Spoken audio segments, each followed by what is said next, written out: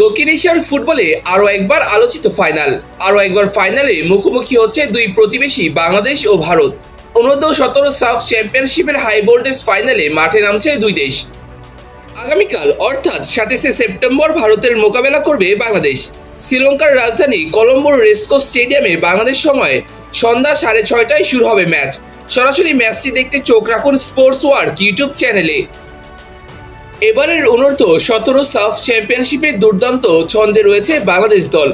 Group পর্বে নিজেদের প্রথম ম্যাচে নেপালকে 4-0 গোলে উড়িয়ে দেয় বাংলাদেশ।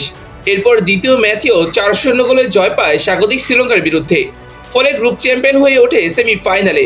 সেমিতে বি গ্রুপের রানার্স আপ পাকিস্তানের বিপক্ষে মাঠে নামে বাংলাদেশ। তাদের বিপক্ষে 2-0 গোলের জয়ে পেয়ে যায় ফাইনালের টিকিট। এখন পর্যন্ত 3 ম্যাচে 10টি গোল করেছে বাংলাদেশ, বিপরীতে হজম করেনি কোনো গোল। বাংলাদেশের গোলকিপার আলিফ রহমান ইমতিয়াজ বেশ ভালো করেছেন। উদীয়মান এই গোলকিপার 3 ম্যাচে ছিলেন বেশ আত্মবিশ্বাসী।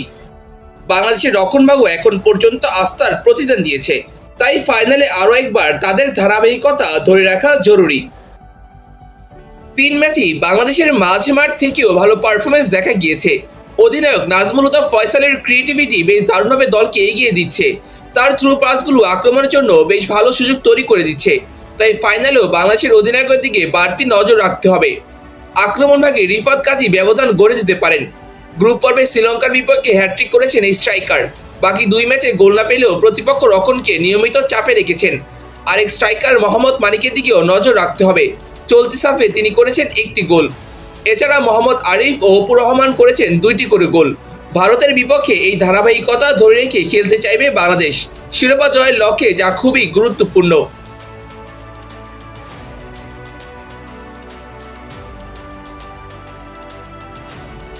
এদিকে বাংলাদেশের প্রতিপক্ষ ভারতও রয়েছে দুর্দান্ত ছন্দে।